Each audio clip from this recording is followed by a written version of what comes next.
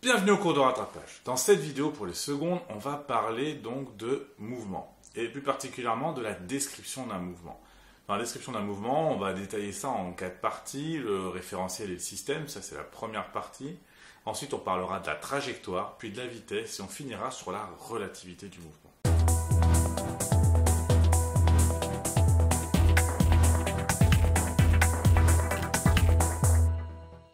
Quand on étudie un mouvement, ce qui est important, c'est de savoir qu'est-ce qu'on étudie comme mouvement. Donc le mouvement de quoi on étudie.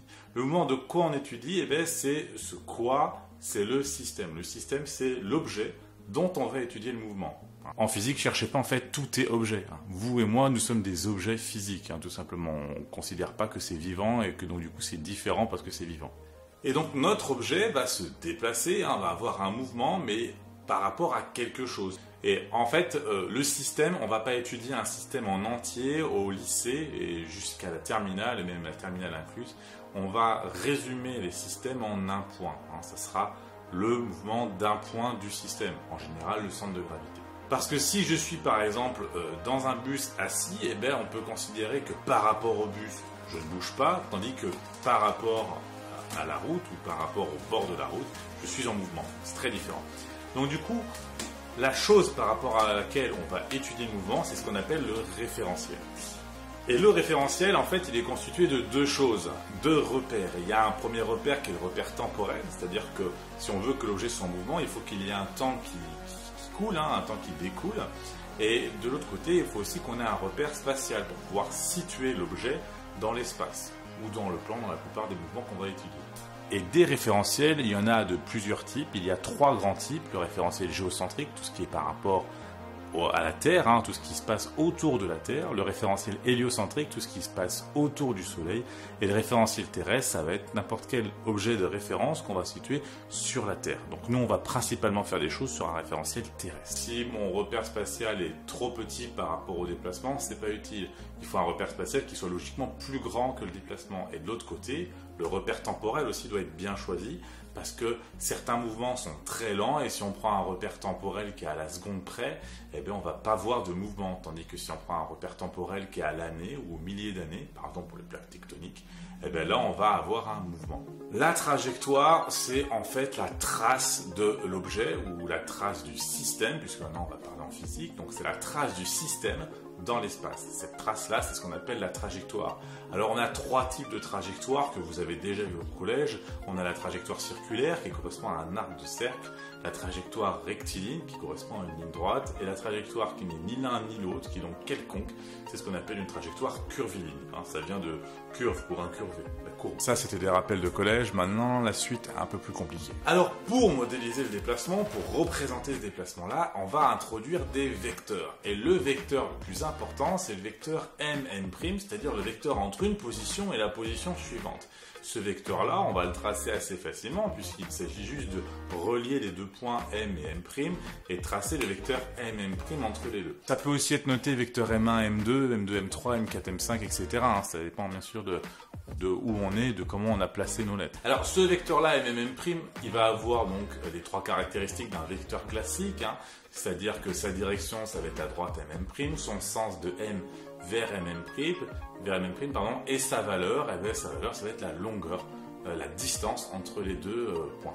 Donc le vecteur déplacement, ce vecteur déplacement en fait c'est suite à une prise de différentes positions dans le temps, dans l'espace avec un intervalle de temps. Et ce vecteur déplacement là en fait c'est pas le déplacement lui-même, c'est juste le plus court chemin entre 2 points successifs. Mais peut-être que nos 2 points successifs vont avoir entre-temps fait un virage, c'est possible. Ça dépend de l'échelle de temps qu'on va avoir. La vitesse, avant de parler de vecteur vitesse, la vitesse vous l'avez vu au collège comme v est égal à d sur t, avec d la distance parcourue pendant la durée t, tout simplement. Cette vitesse-là, c'est une vitesse moyenne, c'est-à-dire que c'est entre un début et une fin, c'est le temps que ça a mis pour faire cette distance entre le début et la fin. En réalité, on ne devrait pas l'écrire v est égal à d sur t, mais v est égal à d sur delta t, puisque delta t correspond à une durée, t correspondra à une date. Donc ce delta t, c'est la différence entre 2 dates, une durée. Donc. Au cours d'un mouvement, la vitesse, elle peut varier. Ça, vous l'avez vu au collège encore une fois. Si la vitesse augmente, on dit que le mouvement est accéléré. Si la vitesse diminue, on dit qu'il est ralenti. Et si la vitesse est constante, on dit qu'il est uniforme. Le vecteur vitesse va donc dépendre du vecteur déplacement, puisque deux positions successives peuvent être représentées par le vecteur déplacement mm', et bien la vitesse correspondant à ce déplacement-là, c'est mm' divisé par delta t. Delta t étant la durée qui s'est écoulée entre la position m et la position m'. Ce vecteur déplacement, donc du coup, va avoir une direction qui est la même que celle de mm', puisqu'on n'a pas changé la direction, le sens est aussi le même, et sa valeur, eh bien, ça sera la longueur mm' divisée par delta t, la durée. On notera donc que si delta t devient très petit, on n'aura plus une vitesse moyenne, mais une vitesse quasiment instantanée.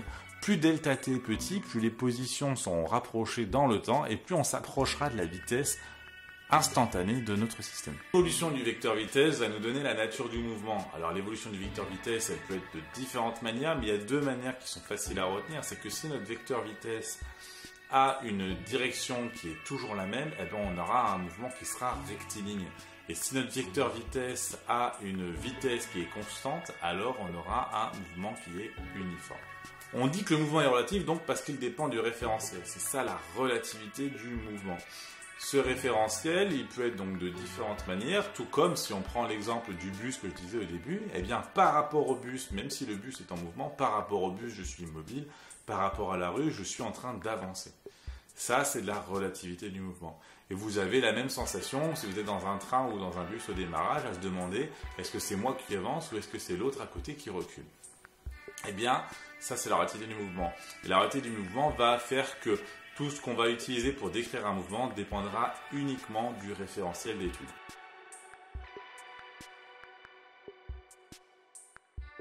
Donc voilà, c'est fini pour ce cours de rattrapage sur la description des mouvements en secondes.